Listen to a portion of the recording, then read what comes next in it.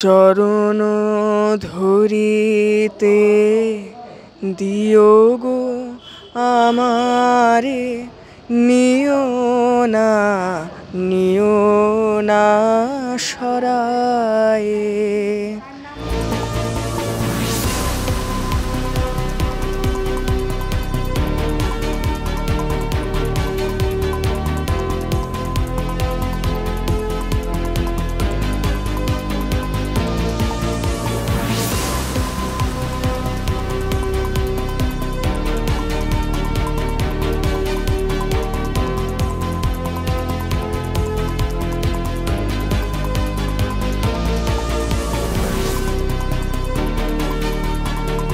বাংলায় 98, ইংরেজিতে 93, কেমিস্ট্রিতে 98, ম্যাথসে 100, ফিজিক্সে 97 আর স্ট্যাটিস্টিক্সে 99। ইংরেজি আমার পরীক্ষা খুবই ভালো হয়েছিল, জানি না হয়তো কোনো ছোটোখাটো ভুল থাকতে পারে, তবে হ্যাঁ টোটাল আমার পরীক্ষা খুবই ভালো হয়েছিল। ভালো লাগছে ছেলের রেজাল্ট করাতে, কিন্তু আরও সামনের যেটা আছে সেটা এগিয়ে যাক। আর প্রকৃত মানুষ হোক, পড়াশোনার সঙ্গে সঙ্গে যেটা দরকার মানুষের ও যাতে সেটা হয়। বলার সময় তো সৌনক বলছিল যে মায়ের স্যাক্রিফাইস অনেক আছে, প্রচুর স্যাক্রিফাইস আছে, ইভেন সৌনকের বাবারও আছে। সৌনকের বাবা কি করেন এই মুহূর্তে তো নেই? না, সৌনকের বাবা সিভিল ইঞ্জিনিয়ার, মিউনিসিপ্যালিটির বীরনগরের। আমি গৃহবধূ।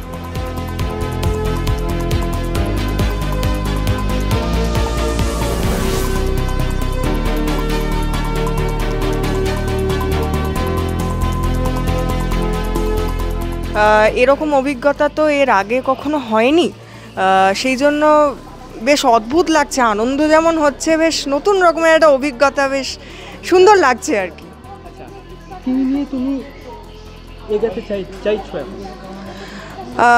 আমি তো সাহিত্য নিয়ে পড়তে চাই, বাংলা সাহিত্য নিয়ে পড়তে চাই। এবার দেখা যাক, ভবিষ্যতে চেষ্টা করব। হবিজ হচ্ছে আমার মানে গান করা, যেহেতু আমি গান করতে খুব ভালোবাসি, আমার গানটা খুব প্রিয়। আমার গানের রেয়াজ করা, গান শোনা, সিনেমা দেখা, বই পড়া, এইসব। এক্সপেকটেশন একেবারেই ছিল না, কারণ আমি এটা যে কোনো পরীক্ষার ক্ষেত্রেই হয় যে আমি যে খুব একটা কিছু এক্সপেক্ট করি তা একেবারেই নয়। আমার যেটা উদ্দেশ্য সব পরীক্ষার ক্ষেত্রেই থাকে যে ভালোভাবে পরীক্ষাটা দেওয়া এবং ভালো নম্বর করা, সেইটা আমার সবসময় লক্ষ্য ছিল।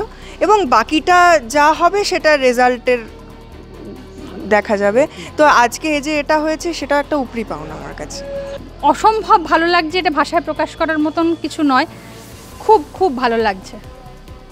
একজন মায়ের তো অবদান অনেক, ওর ওঠা পড়া বড় হওয়া।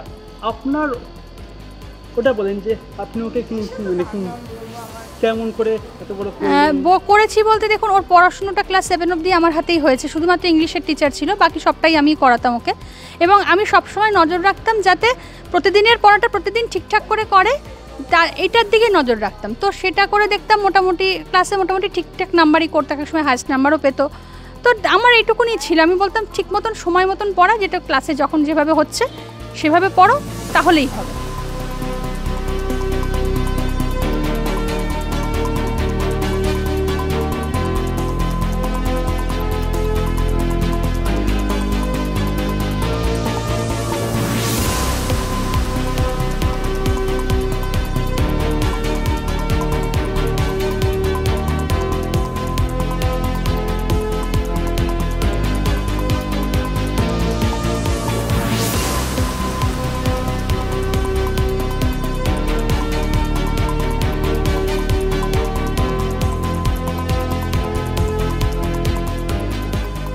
উচ্চ মাধ্যমিক আমি দিয়েছি যোধপুর পার্ক, কলকাতার pathfinder higher secondary public school থেকে।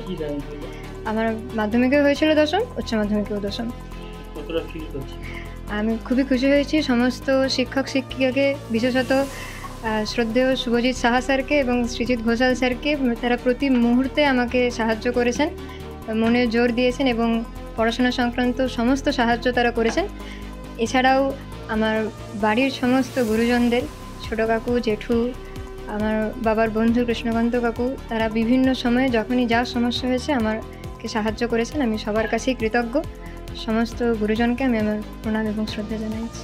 একটু তো প্রথম আমাদের মধ্যে ডাউট ছিল যে একদম বাড়ি থেকে বাইরে চলে যাবে, তমলুক শহরে ওরা বড় হয়েছে, তারপর সেখান থেকে কলকাতা যাওয়া, মা বাবাকে ছেড়ে থাকা একটু হয়তো করছিলই কীভাবে ওরা ম্যানেজ করবে, কিন্তু আলটিমেটলি ওরা প্রমাণ করেছে ওরা ঠিকই ছিল, ভরসা ছিল ওরা, এবং ঠিকঠাক একই লাইনে থেকে যে পড়াশোনা থেকে দূরে হটে যায়নি, বিপথে চলে যায়নি আর কি।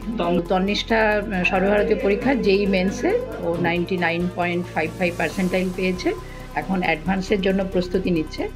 আর উপনীতা মেডিকেল পরীক্ষা সদ্য দিয়েছে 5ই মে, আশা করছি ও ভালো পাবে, এই জন্যই ওদের পাঠানো। কিন্তু ওরা হোস্টেলে গিয়েও আমাদের ছেড়ে যে রুটিন মেনে নিয়মিত পড়াশোনা করেছে, এর জন্য খুশি। আমরা খুব চিন্তায় ছিলাম। মাধ্যমিকেও 10, হ্যাঁ, কোনো উন্নতি হলো না আর কি। হ্যাঁ, না, সর্বভারতীয় পরীক্ষার ব্যস্ততা থাকায় অতটা পারেনি, হয়তো আরও ভালো পারত। অনেকেই র্যাঙ্কে থেকে ভালো রেজাল্ট করেছে, ওদের বন্ধুরা আমরা দেখতে পাচ্ছি। তো যা করেছে মেয়েতেই খুব খুশি।